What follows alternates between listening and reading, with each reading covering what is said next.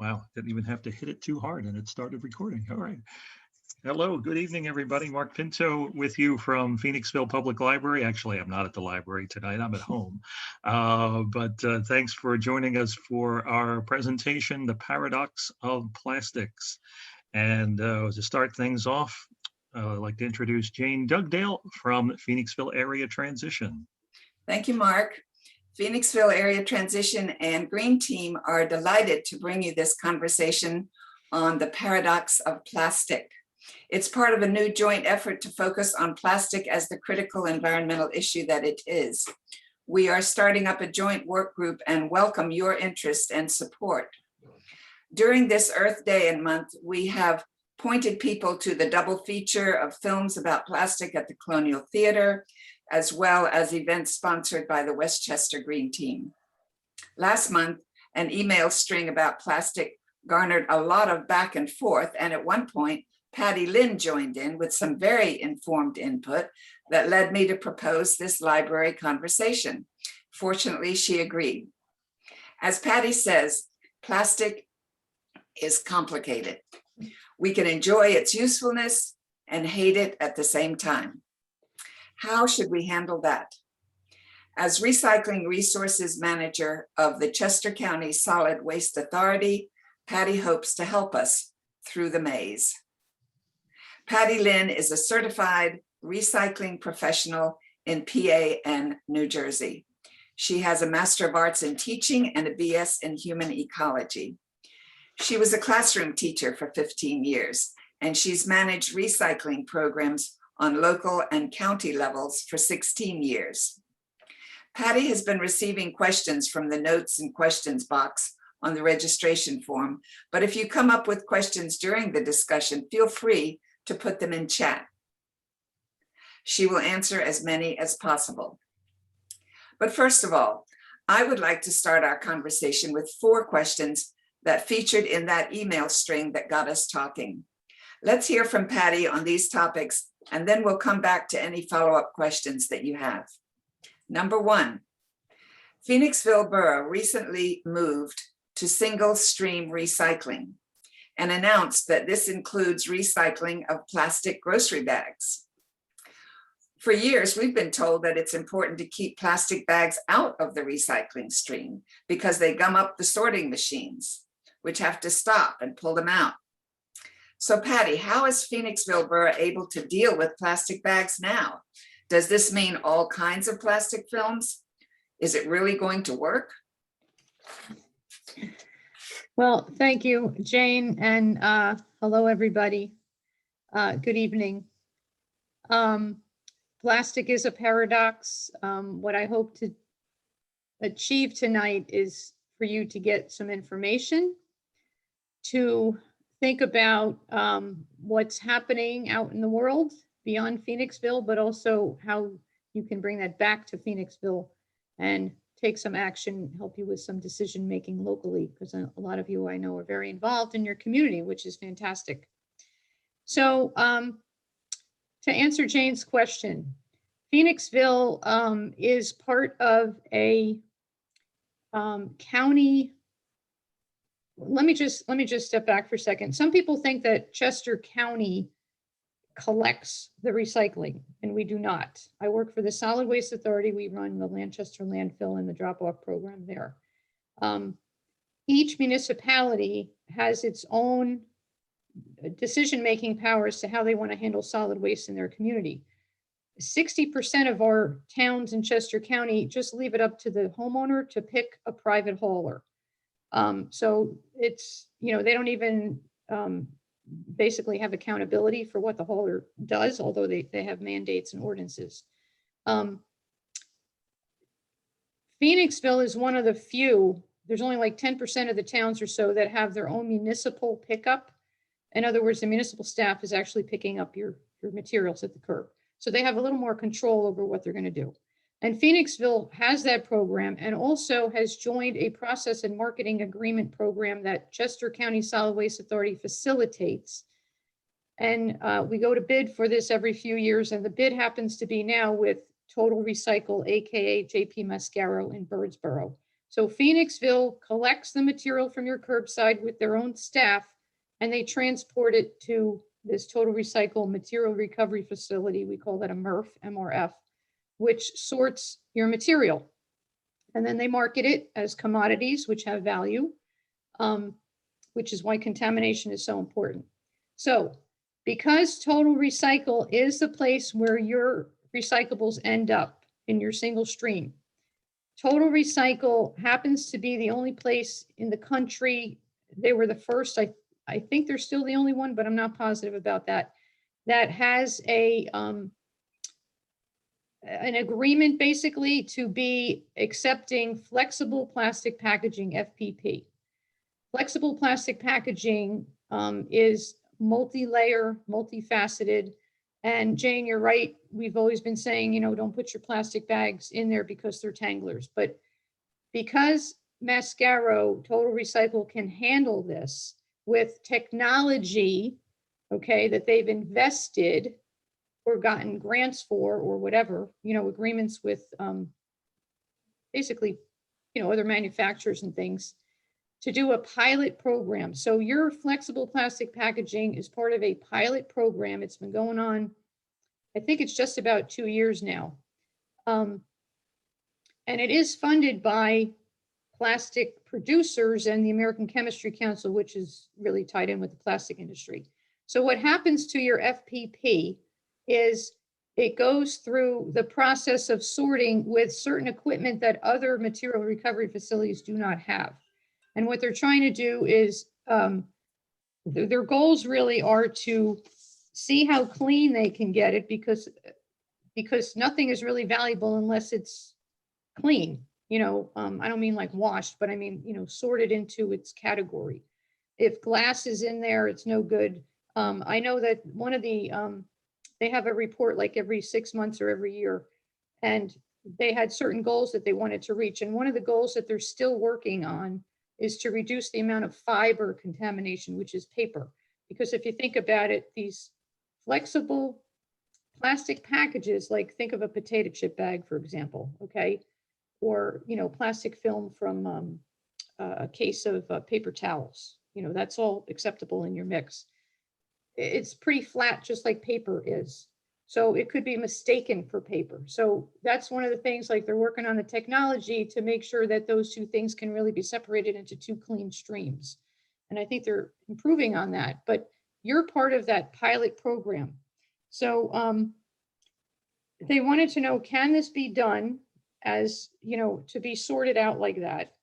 And it seems like it can be with some improvements in the sorting technology, which they've been working on.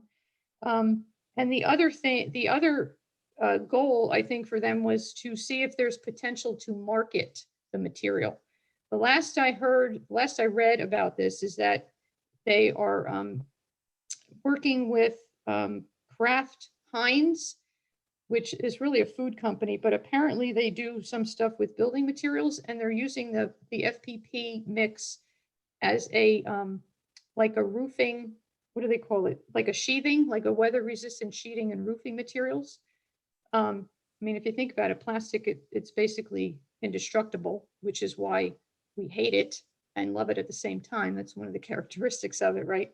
But they're also supposedly going to be experimenting with using it, I would say mostly in the construction or the home industry, like subflooring, pallets, railroad ties, pavers, material to make signs. I don't think it would be anything that you would personally buy like in a supermarket or anything. It sounds like it's more of like an industrial type of use. It can also be used for advanced recycling, which I will get into later. That's a tricky word. It really means chemical recycling as a feedstock for that. So the types of flexible plastic packaging includes a whole lot of stuff. Okay, I'll just read some of this. This is from the information that JP Mascaro sends me, which I know Phoenixville has, and I don't know if it's on your website or not, your municipal website or newsletter, but it includes things like the shopping bags that Jane mentioned, of course, food pouches, like if you buy a rice mix in a, you know, a food pouch, bread bags, overwrap from, like you buy a bulk amount of paper towels or tissues or water bottles, that's called wrap.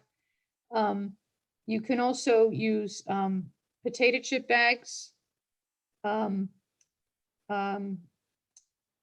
salad bag. They say that they take salad bags and, like, how you might buy shredded cheese in a plastic bag, but it needs to be pretty clean. You can't have food residue in there. That would be that's like a serious contaminant. So some of that stuff gets a little tricky because it can easily just, you could use it up and not really care about the food and just toss it in there, and now it's really no good. So, so you have to be careful with this stuff. I mean, overwrap from your paper towels is clean, right? And you just, you take it out, you can put it in, loose. They also only do this with municipalities who have covered containers because they don't want it blowing around, and I think they want to keep it dry. So that they're really strict on that. Phoenixville happens to have the covered toters, right? Yep. So you were a perfect community to embark on this. Phoenixville did this, they knew that it was available and they said, yeah, we can do that. I mean, I didn't have to talk them into it or anything. Phoenixville took it upon themselves to do this after it was offered. Mascaro started with a pilot. They started this pilot program in one of the communities in Montgomery County. I can't remember which one it was, like 2 years ago when they first kicked this off. And then they kind of started adding a few more. And now it is available to some of the communities in Chester County. Phoenixville is the main one that has been doing it. So did I answer the question there? I think that's wonderful information. Thank you. Why don't we go on to the next question? Okay. We've heard about some programs called Trex and TerraCycle. Mhm. They collect all kinds of plastic that other recycling companies don't take, like bottle caps and toothpaste tubes. The Community Eco Store on Bridge Street in Phoenixville is a drop-off site. So you could collect your items and bring them to the store when you have a stash. Patti, do these programs work, and how do they work? Could they solve the problem of plastic everywhere? That's a really good question. I don't know if they can solve the problem of plastic everywhere. There's two companies here that we're talking about. Let me address Trex first, Trex. Some of you may have heard of Trex because they're the folks that make the plastic lumber that people use for decking material. It's also used in boardwalks and benches. It's plastic lumber, basically. And again, plastic is meant to last a long time. So isn't it the perfect material for a boardwalk or a deck, right? You don't get splinters. It's weather resistant, part of the paradox, right? And you want it to last a long time. So Trex is a company in Virginia. I think it's Winchester, Virginia. It's in Northern Virginia. They've been around for a while. When you take plastic bags, now you can put them in your recycling in Phoenix, but if you take plastic bags and bring them to the store, into those like plastic corrugated containers, like in front of the Giant, I think in your community you have Giant, Redner's, and Acme, right? I think you told me, because those all deal with the Trex company. So they end up going to Trex, all those plastic bags, and you need a whole lot of plastic bags, to make like a ton or to pack them into a tractor trailer or whatever. So they're going there and they make them into this plastic lumber material. The website, if you want to go on it, they do have a lot on there. They've recently sort of rebranded the program that specifically is about the shopping bags in the stores that I just spoke about, the stuff that we all are interested in here tonight. They call it now Next Trex. Okay. And that's like the part of the part of the Trex company that deals with the recycling part. But if you go to their if you plug in the web address of recycle.trex.com, you'll get to all the recycling pieces.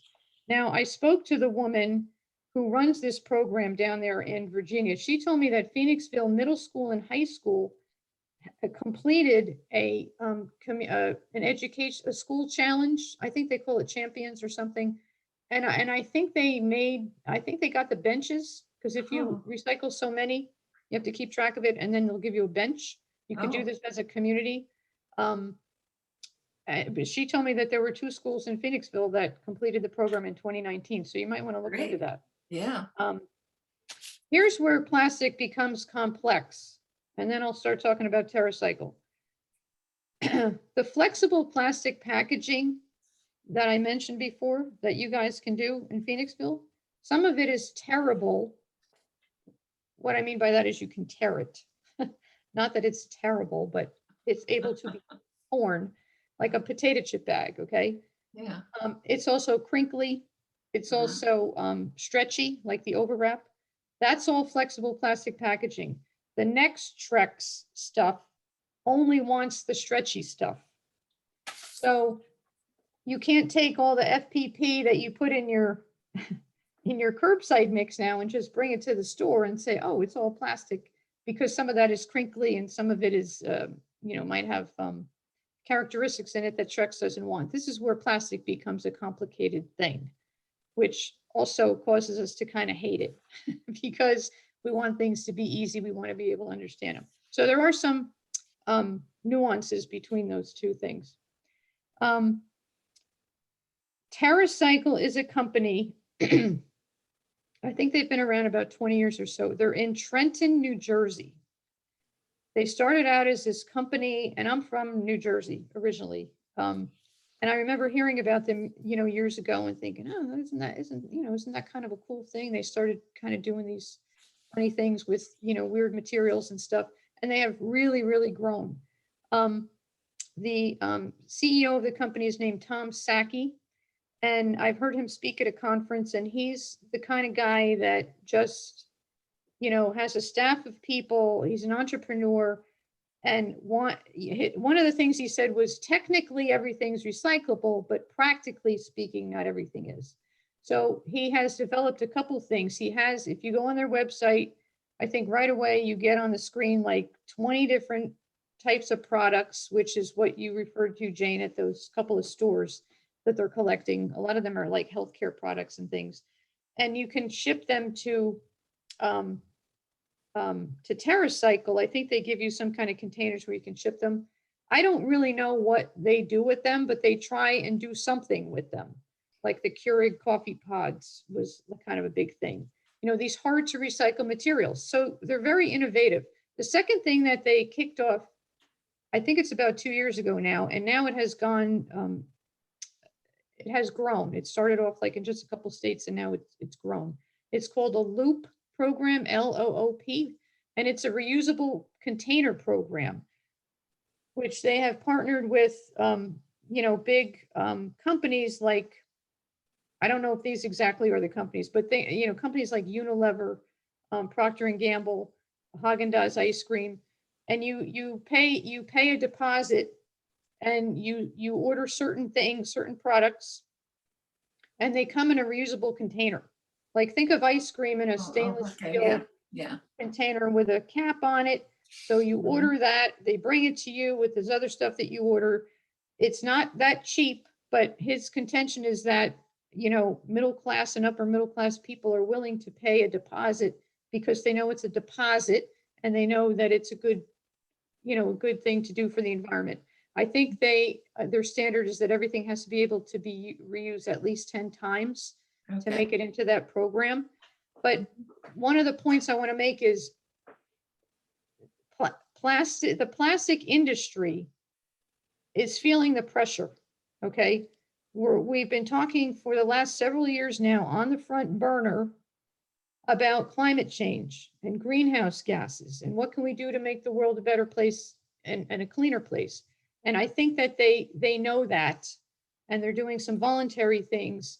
I mean, why else would they partner with this company to develop, this reusable program, right? They want to have a good name for themselves. And there's some other things that they do too, which I will get into as we go on. But a lot of the problem is packaging. So a reusable packaging system, again, you can go online. It's TerraCycle. I think it's just TerraCycle.com.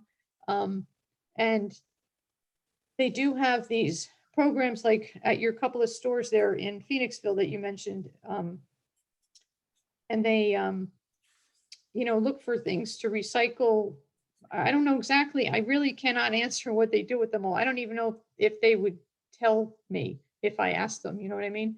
Because there's probably some proprietary stuff going on there. But their idea is that when I heard Tom Saki talk, one of the things he said was we have to kind of go back to a new way of thinking about why this product is even around. And his example was we all need to use toothpaste, right? But do we really need it to be toothpaste? We just want clean teeth. What's the purpose of toothpaste? It's to clean your teeth, right? Does it have to be a paste that comes in a tube that you then can't recycle? Maybe we can just make it a little tab. You put it in your mouth, swish it around with water. There's no waste. There's no package. So that's the way that he thinks about things. And that's what this company is all about, called TerraCycle. Okay. So I hope that answered. Yeah.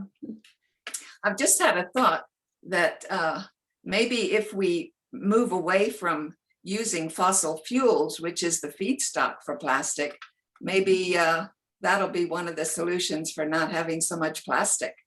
There won't be the feedstock for making the stuff. Does that make any sense? Well, plastic's not going away. It's adapting, but it's not going away. I mean, can you really envision a world with no plastic? And there's economics at play. When the oil prices are down, it's cheaper. About as easily as I can envision not having any fossil fuels. Well, that's a different conversation, I think. Okay. So question number 3. Well, you've already started talking about some of these voluntary actions by manufacturers.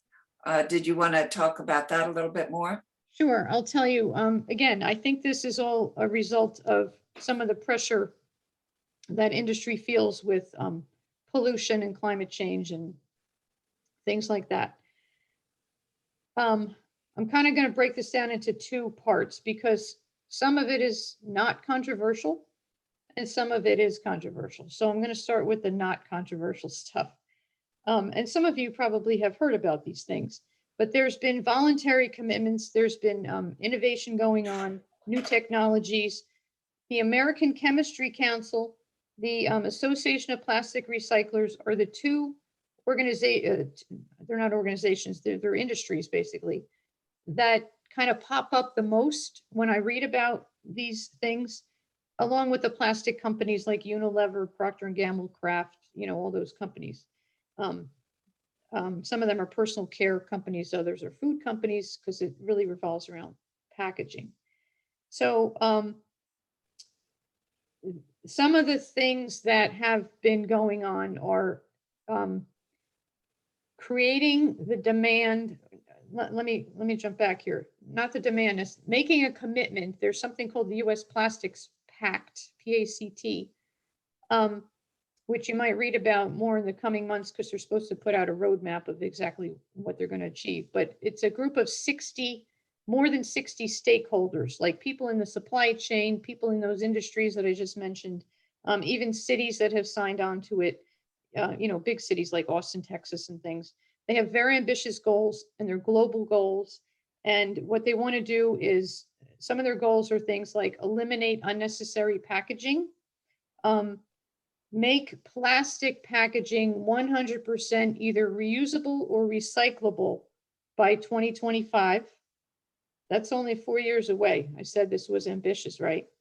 And to use higher percentage of recycled content in their packaging. I was in a supermarket recently, and I saw a Dove shampoo bottle, and it said right on the front of it, 100% recycled bottle. Did it make me buy it? Well, I like Dove shampoo anyway, but I was happy to buy it because I saw that, hey, this is, something that's being done here.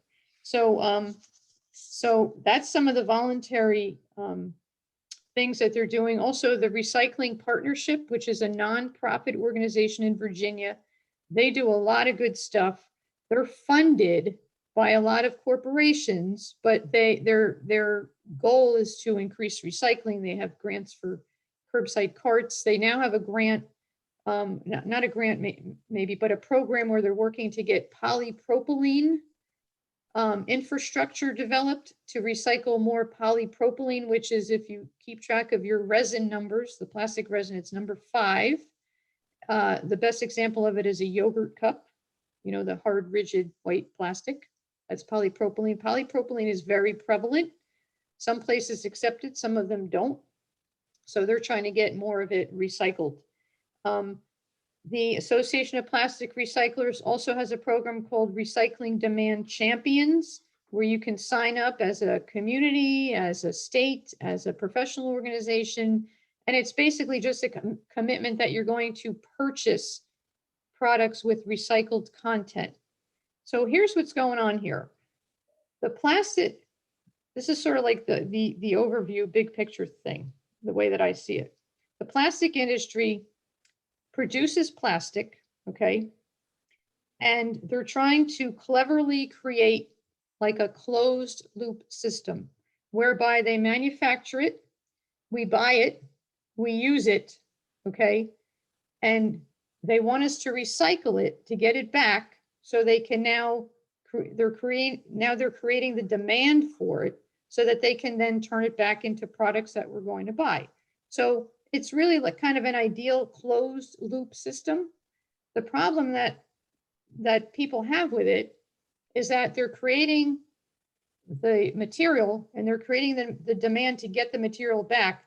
But the part that's missing is in the middle, which is collecting it, sorting it, transporting it, and just managing its, you know, disposal or recycling pathway, the infrastructure for it. So that's where municipalities have to deal with it and fund it, you know, and figure out, well, where's this going? Who's going to collect it? How much is it going to cost? You know, should we really do it this way or that way? So it's kind of a clever thing that they're doing. They're creating the demand, and demand creates value. So now plastic becomes valuable if there's a demand for it because they want to put it back into their products. Yeah. All right. And value is what drives recycling. You're not really going to recycle anything that doesn't have any value to it. You know, nobody really wants to sort like the toothpaste tubes because where are they going to go? So they end up going into the trash.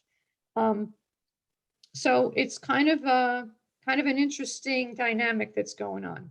Okay. And who doesn't want to buy recycled products? I mean, that's a good thing. And extended producer responsibility, EPR, is another thing. It's kind of the same, sort of the same thing. It's trying to build circularity, whereby the manufacturers are responsible for the collection and transportation. Is this the controversial part of the? No, that's not really that controversial. Okay. Because some of them are trying to do that anyway on their own. Well, let's get to the controversial part. So yeah, okay. So the controversial part, so if you haven't heard of this yet, I think you're going to start hearing about it. There is a technology out there, including in Pennsylvania now. It goes by 2 names. One of the names is advanced recycling, which sounds like, ooh, doesn't that sound like something I want to do? Advanced recycling. The other name for it, however, is chemical recycling. And what it does is it uses different processes, some of them chemical, some of them pyrolysis, which is high heat. It could be gasification. It's basically taking plastic and taking plastic, which is a solid, and turning it into a gas or a liquid and breaking it down. Depolymerization is another one of the processes. You can either make fuel from it, like diesel fuel and jet fuel, like you're turning it back into its original state, basically. Or you can make like waxes and different kinds of products like that from it. Sounds like it would be polluting. Exactly. That's why it's controversial. I will just tell you this. There is a Pennsylvania Act 127 that classifies that process as manufacturing and not solid waste management. The controversy is now coming in as to, is this really recycling, or are we just burning plastic and turning it back into oil? Right. Okay. Of course, it's supported by the American Chemistry Council and the plastic producers and all that, they mostly want the harder to recycle plastics numbers 3 through 7. Okay, so I will just tell you too, in Pennsylvania, there is this law that Governor Wolf signed. It's Act 127 that classifies it as manufacturing. There is a facility that's being considered in Berks County. There's a facility being considered in, I think, Northumberland County, which is kind of central PA, and another one in Erie County. So if you looked at a map of Pennsylvania, there's 3 spots right there where this is probably, I don't want to say it's probably going to happen, but it's being talked about. There's one in Indiana. I think that's going online like pretty soon. It's run by a company called Brightmark. So there's different companies. And I would say in the last 6 months, even I've read about this more and more. It just kind of pops up in some of these articles that, come through my inbox and stuff. Advanced recycling, chemical recycling.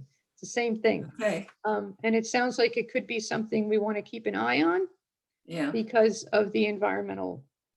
Okay, well, that's a good potential segue to effects. the last question. The 4th question is that we've also heard that there's pending legislation in the General Assembly to ban single-use plastic, Mhm. but that it's being held up by 1 or more senators that have single-use plastic manufacturers in their district.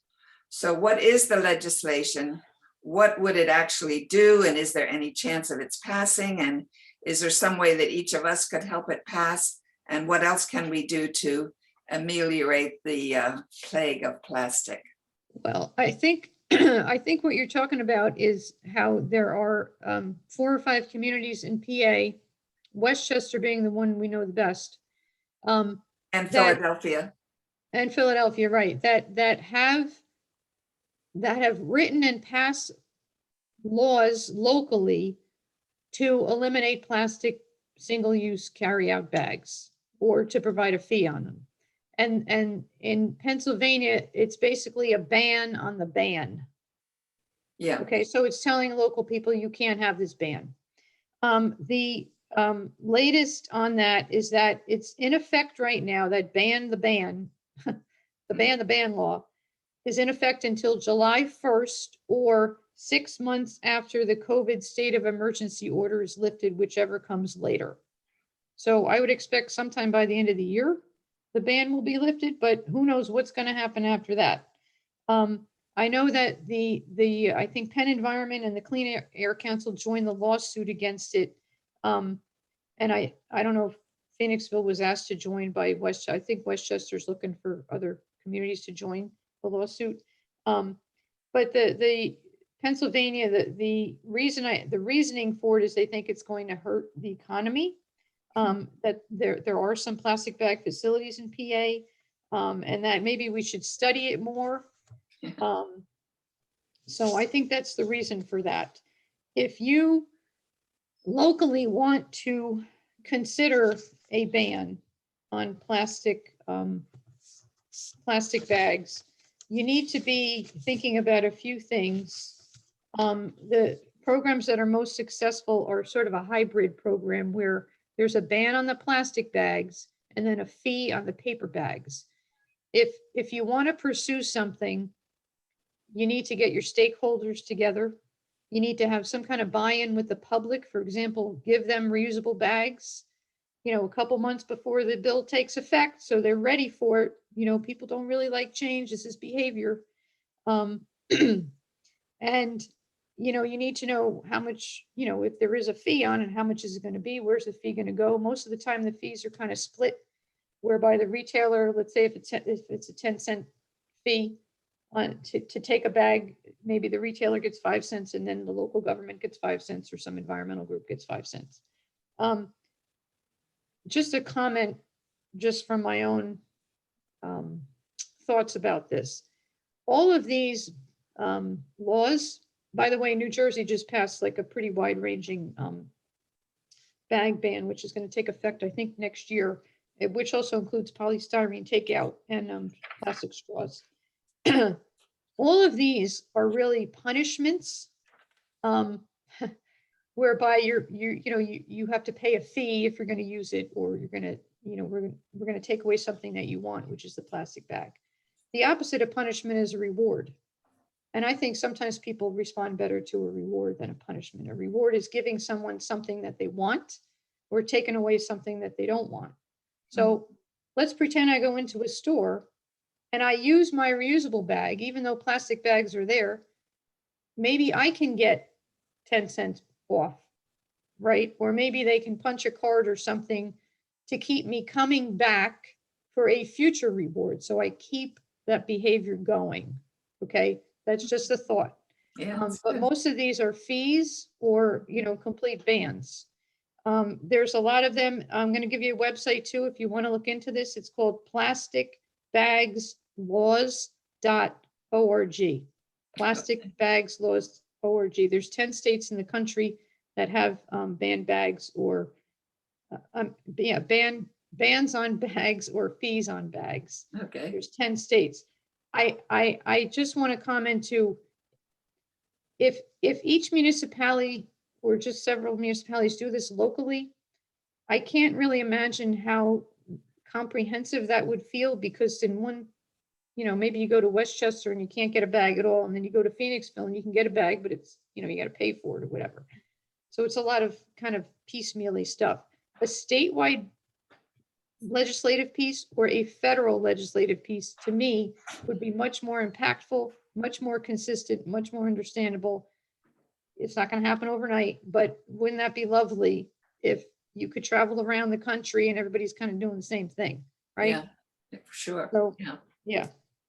But there's a lot that goes into that if you really do want to have a bag. Well, I'm so glad that this is recorded, because there's just a wealth of information here for people that want to become active in it. But I'm going to turn it back to you now, Patty, to answer some of the registration questions that came in during the time of registration. Yeah. Can I just say too, because I know you guys want to follow stuff federally, there's two pieces of legislation that if you really are interested in recycling and making laws that are really going to change behavior and affect, the industry and everything else that needs to go on, the Break Free from Plastic Pollution Act is really one to watch. I'm going to give you the numbers for it. It was introduced in the House by a Representative Lowenthal from California. It's HR 5845, House Bill 5845, and there's an identical bill in the Senate, which gives it a better chance of passing eventually, right? Introduced by Tom Udall. It's Senate number 3263.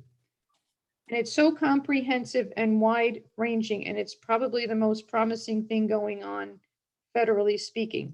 It phases out single-use plastics. It taxes single-use plastic bags. It calls for a national deposit bottle bill. It calls for standardized labeling on waste containers. Picture this. Maybe blue is trash and green is recycling, and anywhere you go, that's what it is. Yeah. Wouldn't that be wonderful? Imagine that. Clear recycling labels on products. It also has an extended producer responsibility mandate for the plastic recyclers so that they can take responsibility for the collection and the management of the plastic that they want back. And it also puts a 3-year pause on new or extended permit, new or what do you call it? Like when you renew a permit for a plastic manufacturer, which relates back to that chemical recycling that I was talking about. It would put a 3-year pause on new permits. So that is really one to watch. The second one is called the Clean Future Act. It has some of the similarities. It's not quite as strong, but it's also very broad and comprehensive, and there's money in there for states to get grant money through that one. The Clean Future Act, that's HR 1512. That was introduced by Frank Pallone in New Jersey. By the way, the Break Free from Plastic Pollution Act, the one that I think everybody should be watching, there are 3 Pennsylvania legislators who are co-sponsors. I believe Chrissy Houlihan is your legislator. Is that correct? Yes, it is. You're in District 6. She is not one of them, Oh. according to the latest, but The ones that are districts 3, 4, and 7, which are kind of surrounding us here. So Madeline Dean, I think, is one of them. I don't remember the other two, but it's, you know, so it's kind of near and dear to the region here. Okay. So and you we can might work want on Houlihan. you might want to hang on to that information. Yeah. Okay, fire away. So now you got some questions from the registrations. Are there any of those that you haven't touched on? Oh, you're talking about the ones that came to me through Mark. That's right. Yeah. Let me look here. Some of them I think I addressed in the discussion here. One of the questions came in about broken glass. What did it say here? That glass can be broken and it contaminates paper, so does it really get recycled? That's true. It can contaminate paper. It can also contaminate plastic. The way, I can tell you this though, the way your recyclables get sorted out at Total Recycle facility, the glass, and this is kind of true of most MRFs, I think, the glass is heavy and it's one of the first things taken out of that single stream that's going through the conveyor belt and the whole system of mechanics and human labor. The pieces break and they're actually sized. And if they're, you know, a certain size, they go one way, a certain size, they go another way. They might be used for landfill cover. They might be recycled, but sometimes they're, you know, frankly, they're just so tiny that they're just going to really be discarded. Glass comes from sand, soda ash, and limestone, so it's not really harming anything. It's not good if it does contaminate any other material. Any material that contaminates any other material is not a good material. So, you know, these are commodities. They have value. If you're someone who only wants PET bottles, you only want PET bottles, okay, like water bottles. You don't want the other kind of plastic mixed in there. You don't want paper mixed in there. You don't want glass mixed in there. You just want pure PET bottles. That's what the MRF does. It sorts it all out through optical sorters, okay, machines like that have eyes. They can tell like 2D from 3D, magnets, air currents, and human labor. And there's quality control points along the way. So if you ever went to a MRF to take a tour, you would see, you know, the collection trucks, the collection vehicles dumping everything onto a tipping floor. You would say, this looks like all garbage. And it kind of does, you know, but because it's just single stream recycling. And by the end of the process, after it goes through all of that machinery and human resource, you'll see bales of just plastic. You'll see bales of just aluminum, bales of just steel cans and mixed paper and whatever they sell. We are hoping to have a tour. Our friend Rodney is hoping to set one up, so maybe we will get to see that sorting. It would be nice. There are YouTube videos that if you just Google, not Google, but you know, in YouTube single stream recycling video. Waste Management has some on there, probably some other places, but you could actually see it happen. But there's nothing like being there in person. Yeah. It's Did you get any other questions that you haven't answered? The only other one had to do with robots taking stuff out of landfills. That's not really anything that's happening. Landfills sometimes are excavated for their soil, but as far as useful products, you know, there's decomposition going on. And there's leachate and there's soil and, you know, it's kind of an expensive proposition. I'm not saying it's not being done, but I don't know anywhere, you know, I mean, we're not thinking about doing it. We are. Well, now Mark has been monitoring the chat and I wonder, Mark, if you've come up with some questions that Patty hasn't addressed. Yes, there are a few things that came up. One early on when you were talking about Phoenixville and how they handle recycling. Does the Mhm. municipality receive funds for the materials provided to the recycling facility? In other words, does the borough get paid? Is there Is any that kind what of you're? reimbursement? Right. Oh, boy. No. It costs money, but I will tell you this, because you guys are in the process and marketing agreement, you are getting really, really, really good prices. How do I know this? Because I'm the person that calculates the price. And it's based on, the fair market value in the Northeast region according to standardized market prices. There's papers, not paper, documents that come out like every month. And we have a formula, and Mascaro figures it out and I figure it out. We make sure that it comes out to be the same thing. So you do have to pay for it, but you are getting really good prices. You mean for our recyclables? And it's all market driven. The reason you're getting good prices now, and you've been getting good prices in the last year or so, because plastic, the value of plastic, especially HDPE, is like through the roof. I mean, it's literally like over $1,000 a ton, right? Who knew? Cardboard, because of the pandemic, old corrugated cardboard, OCC, has also driven up prices because there's so much demand for it. How many people are buying stuff online and getting it delivered to them in corrugated containers? They can't make enough of it. So, it's all market driven. That doesn't mean that, next year you're going to have great prices. The prices could go way up.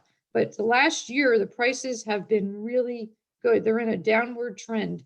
You're probably paying like a third of what you paid a year ago. Maybe not a third, close to a third, more than half. You know what? I'm going to say half, just to be, I know we're being recorded here. Yeah, it's about a hold you half, to that, maybe yeah. a little bit more, from what I can remember. Anyway, so no, you don't get paid for them. You have to pay to tip it there to get rid of it. But the formula that is part of this agreement is very favorable right now. So that's a Okay. good thing for you guys. Next question, what happened with the return of deposit on deposits for beverages, i.e. sodas, etc.? What happened? Yes. Well, we never had one. The Break Free from Plastic Pollution 2020 legislation pending that I spoke about calls for a national bottle bill. So does the Clean Future Act. Well, we used to have that decades ago. Yeah, I wasn't in Pennsylvania decades ago. I can't really speak to that. I don't know. You had it here in PA? Well, I wasn't in PA decades ago, but Yeah. I don't know. remember I mean, having it. yes, I mean, some states do have them. Yeah. It's a good way to collect the material. I can tell you this, in Taiwan. See, this is where I think sometimes rewards are better than bans. Yeah. And of course, we're not Taiwan, but in Taiwan, they have like reverse vending machines, supposedly, where you can put in, like a bottle or whatever at like the metro station, train station, and it'll like give you credit on your metro card. The other thing that I read about, which this is just kind of a cute little anecdote, the trash trucks, when they come down the street, they play music. Wouldn't it be nice if the recycling trucks played some music when they were collecting your stuff? Wouldn't you just say, ooh, It's let me like go out and Mr. see what Softy, huh? exactly. And human behavior is such that people tend to do what they see other people doing. Yeah. So if, I mean, I live in a neighborhood, we've got toters, and if I see on recycling day, most of my neighbors have the toter out. I guess I'll put mine out too, even though it's only half full, or whatever. You kind of just sort of do that as behavior. Mark, it looks like Maria Galarza has her hand up. Maria, did you want to unmute yourself? Yeah, I'm unmuted right now. Okay. Yeah, in New York, we had that, and we had machines, big, it looked like soda, what do you call it, the vending machines, and you would put bring all your soda bottles and soda cans, and you get back either a receipt to be used in the store, because they normally sat outside the shopping centers and stores, or you would get cash back. Almost like And you how did that make you feel, Maria? Well, we use it in different ways in the population I worked with in New York. If you found people that were doing it a lot because they wanted the money, you would give it to them. So it was a win-win. So people that needed money could get extra, money because you gave them your bottles as you walked in, or you did it yourself and you had extra money to spend. So I like it. Did it incentivize you to bring those bottles back? Yes. That's the point. Yeah, and I was surprised that it wasn't being done here. Yeah.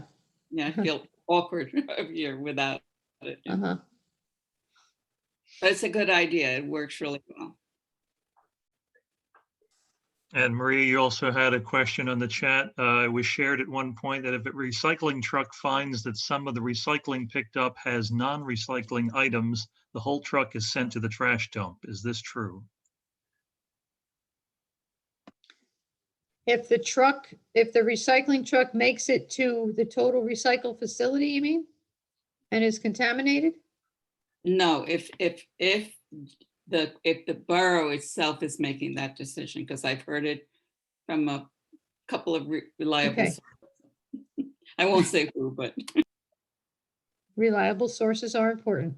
Because again, this goes back to your collection system. You have municipal staff collecting your recyclables. I am sure, and you guys live there, so you can verify this for me, that they have a sticker, I think, that they put on your can. I don't know how randomly or how often they do this, but they do have either tags or stickers that will notify you that we're leaving your stuff here because you didn't do the right thing, and they're checking off, what you did wrong. Isn't that true? I have never seen that. Rodney's shaking his head yes there. That's an educational tool. It's enforcement, but it's really education. You always want to do education before enforcement. Nobody really wants to get a summons. We want to train you to do the right thing. But there has to be a consequence if it's repeated violations, and the consequence generally is you leave it there. And it's a tough thing for municipalities to do. And remember I said 60% of the towns in Chester County just let the homeowner pick whatever hauler they want. They're not even really interested in following up on what's going on. So, even though there's mandates, there has to be somebody to enforce things, but education is key. That's always the first thing to do. I used to be a health inspector. I'm speaking from experience. Take a look at the question I just put on the chat about education. It's more of a comment than a question. I guess I can read it if everyone can't see it. Rodney says, it's my understanding that besides the technical difficulties in the recycling processes, the consumer compliance to the single stream guidelines, especially regarding contamination, is critical to the financial viability. Right now, municipal efforts to educate and encourage proper compliance is not up to the task. Much of the materials put out by consumers is not in compliance, which often contaminates whole loads of plastic recyclables. I think a volunteer block captain network could well better educate, supervise, and improve compliance, making the process more profitable. I think the best incentive to reducing the consumer's quantity of plastic use is to charge for what you use. If you fill your bin only once a month, then they should be picked up only once a month, representing a discount. Patty, any comment on that? I think a block captain idea is probably a pretty good idea, but somebody's got to organize that. But I think that's a pretty good idea. You're basically talking about like pay as you throw with that incentive. Yeah. West Whiteland has that program.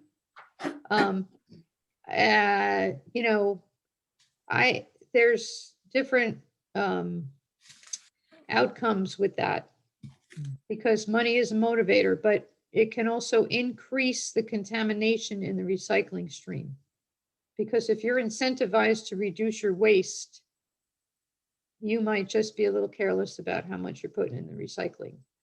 So, you know, it's all, most people do the right thing, but not everybody does the right thing. So that's just human nature. You know, there's this big talk about single-use plastic bags in stores for taking your goods home and everything. My late wife and I haven't used either plastic or paper in years. We have reusable bags. And one thing that we had done with this, we traveled extensively in our retirement. And in many of the gift shops that you will find in national parks, in various places like art museums, even on a ship on the Alaska Marine Highway, and even from the library had them too at one time. But is to pick up these bags, these reusable bags, and take a couple of them when you go shopping. I have a stack of 20 of them. They're not intentionally, but accidentally balanced that 10 of them are canvas bags, 10 of them are recycled plastics. And automatically, if I'm going shopping somewhere, I grab 2 of those bags. Now I'm talking for major food shopping once a week. I grab 2 of those bags and away I go. 2 or 3 of them and away I go. If the bags get dirty, you throw them in the wash and give them a wash every 3-4 months, if even that frequent, put it that way. But it's all in the mindset, and we have been educated to be a throwaway society, the biggest throwaway society in the history of the world. That's causing a lot of this. But I've bitten my tongue so many times when I go into a checkout line and I see a person there with these pull out individual bags, the small bags for putting produce and so forth. They'll have 2 bananas in one of those bags. They'll have a couple of potatoes in a bag like that. And what cured me of making comments, I said to one woman one time, I said, ma'am, you only have 2, I don't know what it was, let's say 2 apples in that bag. You really don't need that. Just take the apples and put them in the cart. And she turned and looked at me. She said 4 words, I have a dog. And she uses them for doggy bags for the pickup of the dog waste. So, you know, since that, I don't make any comments anymore. But one thing that we've taken to do too, is that if we go to a restaurant, and this could be just for lunch or could be for a bona fide dinner to a better restaurant, we have a canvas bag, and inside that canvas bag are 3 or 4 plastic Ziploc sandwich boxes. And we take those with us. We also have a couple of reusable metal straws in there too. But we take take this bag with us. If there are any leftovers, or automatically we there for quite a while had been eating half of what we ordered and taking the rest home, we would put that in these plastic boxes, these Ziploc boxes, take them home, take the materials out, the food out when we get home, and then take these boxes and put them in a dishwasher, wash them and reuse them. Sure. And I've seen so many waitresses and wait persons that have said, my word, that is so beautiful that you do that. And it's so simple to do. It's so simple to do. They go in with the rest of the dishes and they get washed and we reuse them. Styrofoam is one of the worst damn things to recycle. You really are hard put to find a place that will take styrofoam for recycling. And the styrofoam boxes that you have that restaurants use and so forth, what do you do with them? You throw them away because nobody will take them for recycling. Yeah. Let me just say, at our Lanchester landfill, which is in Narvon, which is not close to Phoenixville, we do have a public drop-off for styrofoam, and we recycle that at Dart Container, which is in Leola. Because Wow. for us, it's not that far away because of where we're located, and they make, plastic products from it. We have gotten a lot more last year because of all the e-commerce going on with the pandemic and such. But we do take it there. We kind of had to have a limit a little bit of like, no more than a couple bags per person because we were getting kind of flooded with it for a while. Now, But I just want to say, Good William, point. back to your let's comment. ask you a good for- question good for about you. that styrofoam. Yeah. Is that post-food contact styrofoam accepted if it's washed off? Yes. Yes. Okay. The reason I Yes. ask that is because a lot of places, if We they take accept it. styro at all, it may Right. not be a contact with food, even though it's thoroughly washed. They Yeah, only no, want packaging materials that you get a TV set or a microwave, Right. that Yeah, kind no, of. they accept it, so we accept it. I just want to say too, William kind of hit on something. Good for you, William, for having all those good behaviors. Recycling used to be years ago, 30 years ago, recycling used to be a job that no one wanted to do. Okay. I started a local program in a community in New Jersey back in 1987 when it first became mandated there. And people would call me up and say, what do you mean I have to, wash out my mayonnaise jar to put it outside, and I'm not doing it. And I got to sort my colors of glass, green, brown, and clear, and blah, blah, blah. Right. It used to be a job that no one wanted to do. Now it's a habit that people can't stop doing. And you guys are the perfect example of that. But I think we're at a point now where we need to start thinking beyond recycling. If you look at a waste hierarchy pyramid, it's an upside down pyramid. Avoidance is at the top, and then reuse and reduce at the source reduction, and then recycling. Recycling is not at the top, it's in the middle. We need to think about how we're purchasing, what we're purchasing, and think about what am I going to do with this thing when I'm done with it? That's the mindset. And that's why, like I said, the plastic people feel some pressure. They're trying to create the demand to get it back. I mean, they're trying to make money, right? They do make a lot of money. But if we can reduce fossil fuel use, like Jane mentioned, that's a good thing, So anyway, so there's a lot going on. I think there's always going to be a lot going on. We can all do what we can do, and you guys can go a little bit farther maybe because as a group you're Thank you, organizing. Patty. I do have a little announcement. Yes, go ahead, because we need to I wrap know, up. I know We need to wrap this up. Go So ahead, here's Patty. my announcement. The Chester County Solid Waste Authority has a zero waste plan. We are now introducing a grant opportunity to organizations who want to start a program that is source reduction, a reuse program, a repair program, something like that. I have an application and instructions. If anyone is interested, I'm going to be sending this out to, the folks in our service area, municipalities, nonprofit groups and such, but you guys are the first to hear about it. Thank you. It's a grant program funded just by our authority here for up to $5,000. It's got to be sustainable for at least a year. It's kind of a simple application. You can do it online. But we're looking for source reduction projects. It could be about food waste. It could be about, loaning programs, neighborhood loaning programs, like collaborative consumption, it's called. You get one piece of equipment and everybody shares it instead of everybody having 5 of them and they all got to throw them away. Stuff like that. So we're looking for creative ideas, innovative things that can really work to try and divert the waste that goes to the landfill, because we want to keep that thing going as long as we can. Fantastic. Thank you, Patty. And thank you all for coming and for your excellent questions.